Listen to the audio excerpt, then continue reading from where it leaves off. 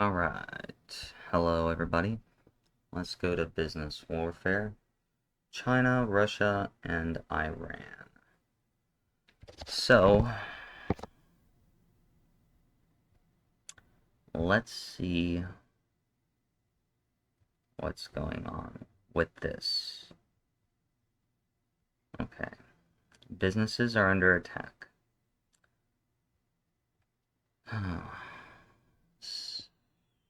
Alright, okay, this is interesting. It begins by providing an overview of the business theater of war, investigating combatants, targets, and weapons.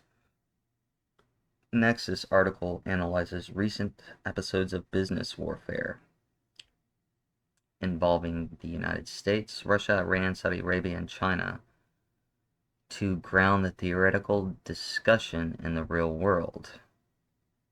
Okay. So, just letting you know, this is about 66 pages. So, and this is for research purposes. We're seeing how Iran, China, and Russia and Brics are creating the downfall of America right now. So, let's see what we got. Okay, so everything happened. Okay. This competition has been made self-evident during the COVID-19 pandemic as governments and corporations race to find therapies, vaccines, blah, blah, blah. Okay. Okay. Increasingly adversarial and combative as nation states and non-state actors target specific businesses for attacks, sanctions, and criminalizations with new intensity and methods.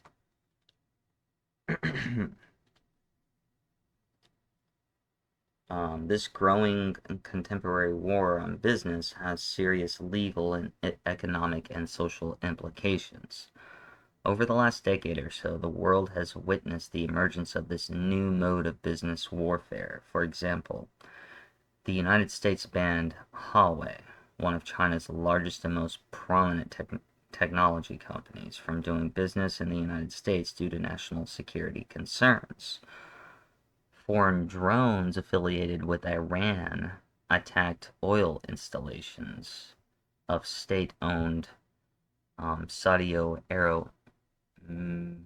Aramco, one of the most valuable companies in the world. Members of China's military hacked into the American data corporate giant Equifax to gather private, sensitive information about American officials and intelligence officers for bribery and blackmail. North Korea initiated an unprecedented attack on Sony in response to a movie portraying North Korea's president in an unflattering manner. Hackers affiliated with Russia targeted large American corporations and large swaths of the federal government. Regardless of form, motivation, and severity, these hostilities against individual businesses raise critical interlocking questions about law, commerce, society, and warfare. See, this is something that I'm trying to show you, is that the whole idea of warfare, especially when it comes to this World War III, has changed. It's no longer like, okay, we declare war, we're sending our troops in. Now, this is happening first, this is happening on an economic level, as like stated. Businesses are being targeted, and businesses are being used to spy on people, like TikTok, for example. You know, the CCP utilizes TikTok to gather information on Americans, and then, China hacked into Equifax, Iran attacked, what did it say, oil? Hold on. No, but I'm guessing it has to do with oil. So this is how I know that World War III started back in 2001, in which we were misled back then, and we're still being kind of misled right now. And this article reviews the contemporary war in business, and this war is going to be leading to military action. And just to let you know, because this is a long one, our goal, I'm gonna find a good stopping spot, but my goal is like 15-20 minutes. Um, as we go through it, I haven't looked at this, I'm just now looking at it, so I just kind of like to do things, um, what do you call it? I just like to do things just, first take. All my videos are mostly just first take videos. Um, okay. So it's going to start off with kind of building everything up, and then it's going to build upon the narrative of global economics and how this whole battle is going on right now. And the article is mindful of serious and varied national security and military considerations implicated by contemporary business warfare, but it aims to provide a more cross-cutting, civil-oriented perspective. At the same time, the article is also cognizant of the long-standing traditional legal perspective that generally views economic and financial hostilities targeting business as actions that fall short of traditional categories and terminologies of war. So,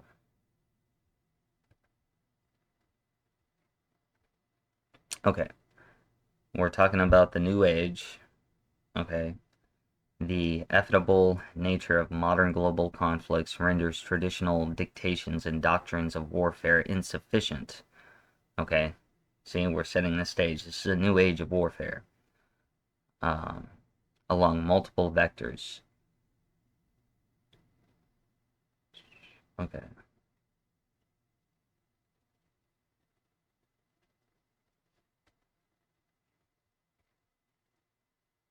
okay. Part 1 reveals the emerging of business warfare. It describes temporary business warfare as a form of asymmetrical warfare that can be waged by nation states and non-state actors against their adversaries by targeting individual businesses and industries. It identifies the business targets, combatants, and weapons used in business warfare. It also explains why the United States and its businesses are particularly vulnerable to this form of warfare. Overall, this part provides a broad conceptual survey of the business theater of war. I kind of find that interesting that it says theater of war. I really don't like that term, and in some ways, I wish the author didn't use that because it makes it sound like it's all show in a way. Okay, but now, moving from the conceptual to the concrete, part 2 examines recent episodes of business warfare. It studies actions by the United States, Russia, Iran, and China. Okay, now what have I been telling you for the longest time? These three are in an alliance against us to bring us down. I keep trying to emphasize this, and I've been saying it for so fucking long. Sorry, excuse my language, but it is what it is. Okay, the article foretells the practical and legal challenges posed by business warfare. And then part 3 is grapples with those practical and legal challenges. It argues that business warfare raises serious implications for an interconnected global economy. Now, this whole global economy thing, globalism, COVID-19, that was when everything got divided between East and West. I mean, everything was going that way, But man, that put the fork in it. I'll tell you one, yeah, that just put the fork in it. Alright, it contends that business warfare tests long-standing legal rules and norms concerning economic hostilities, cyber attacks, and non-state actors. It deconstructs and highlights the structural deficiencies and traditional conventions of war and armed conflict as they relate to business warfare. This is going to be deep.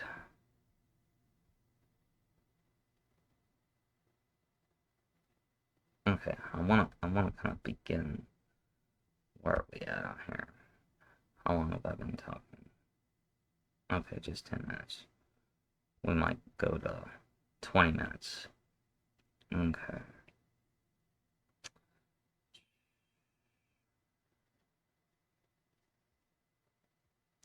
Okay, contemporary businesses represent a new variation of asymmetrical warfare that is especially prevalent against the United States and American businesses. This asymmetry manifests along multiple vectors in business warfare.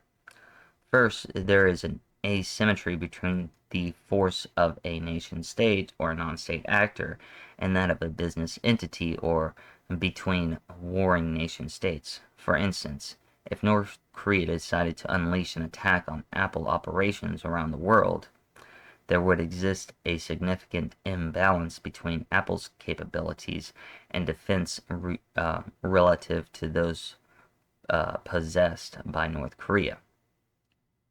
No private business, no matter how wealthy or sophisticated, can really fight on equal footing against a nation-state with a military armed forces. Second, asymmetry exists in the economic power and prowess of adversaries.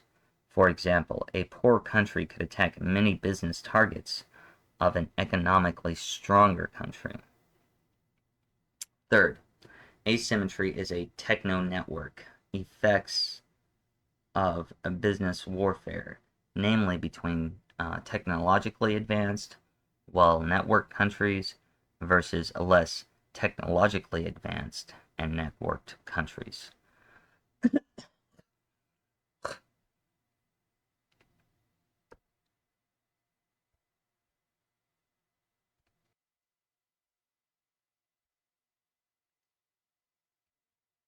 Okay. The United States is particularly vulnerable to this type of warfare. Um,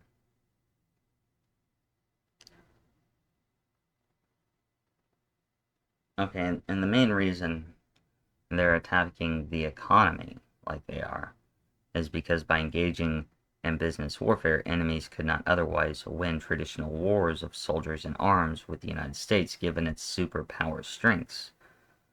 Okay, because we're so strong, they have to weaken us before they attack us.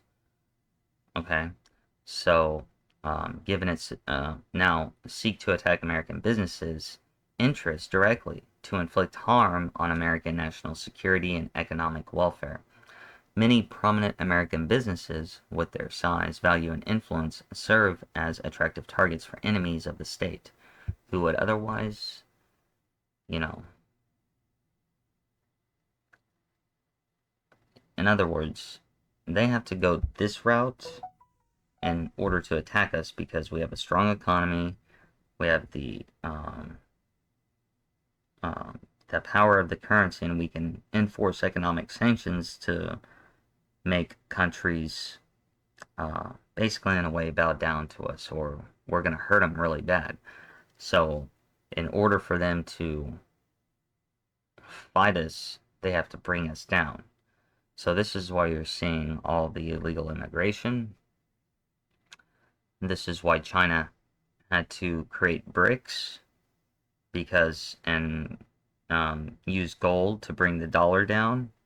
This is why during COVID, China basically has all the trade in Asia and Africa, and they took a lot of trade away from Africa from us. And most African nations were using the dollar, and most of them are not using the dollar anymore. They actually use the dollar as their literal currency. Um, so, despite the struggles with the unfolding pandemic, the United States remains the world's lone superpower. That's changing. And yeah, no, we definitely still have the military might. Um, this goes into GDP. Okay, you can look at that and see here's what I was talking about before. Moreover, the US dollar is the world's reserve currency and the most trusted investment during times of distress. Okay, accounting for over 60% of foreign exchange reserves. Almost 90% of trading around the world uses the US dollar. This is something that I was telling you before. Like, when countries do trade, they can't trade in their own currency. They have to purchase dollars and trade by US dollars. But that changes with the whole Brics.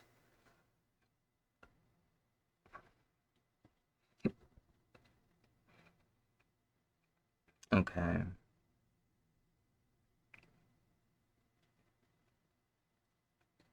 Nothing new right there.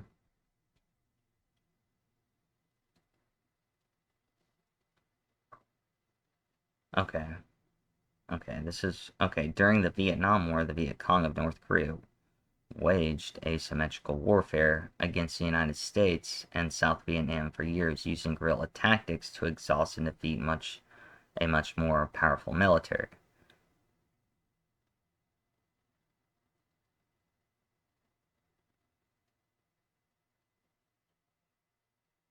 Okay, well, we know this they didn't use airlines. It was actually bombs and a missile that hit that five-pointed star. um,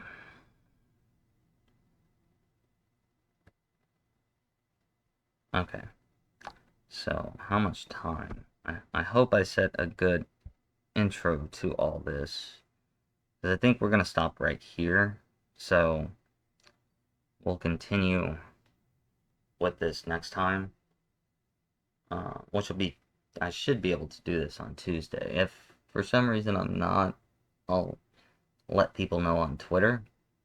I hope you find all this interesting, because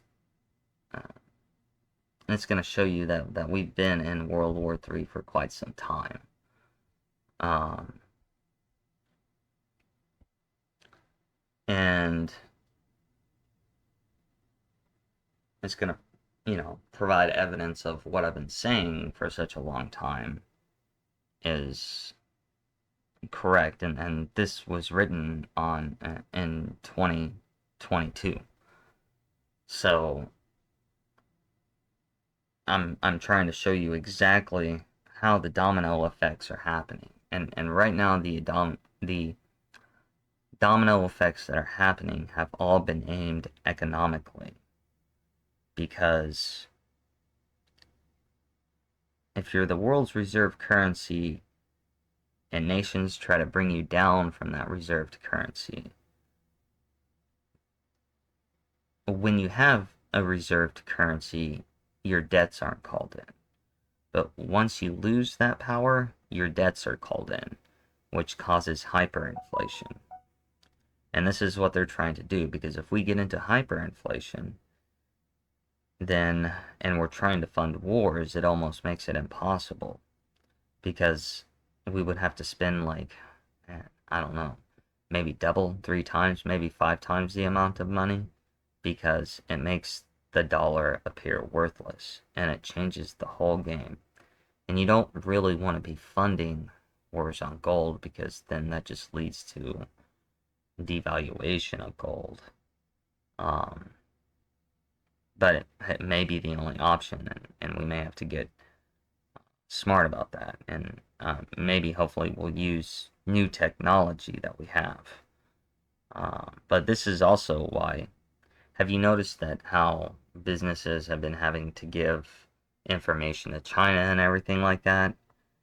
Well, that's the whole issue, is the elite um, have been setting all this up.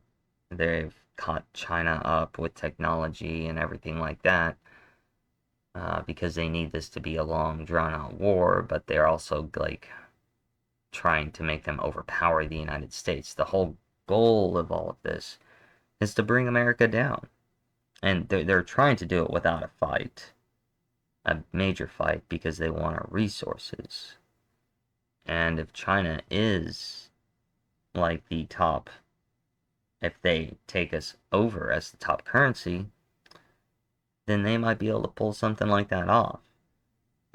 Because they have their eye on Canada and the United States. Canada, because they're about to become the world's largest um, supplier of fresh water. And the United States, because, we have a lot of available resources for food, and right now Ukraine's being destroyed, which, and I don't know why some of these places aren't doing like vertical farming or something like that. But I'm not going to go into that.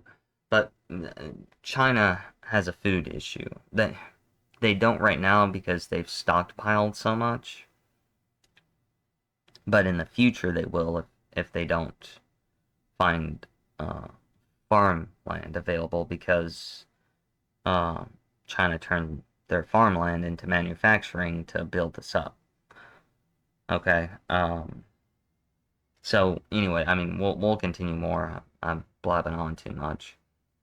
Um, but I wanted to provide at least a good issue, a good intro, and a good foundation before we move forward with this document for research purposes, of me showing you how this is leading to, well, what we're in present day.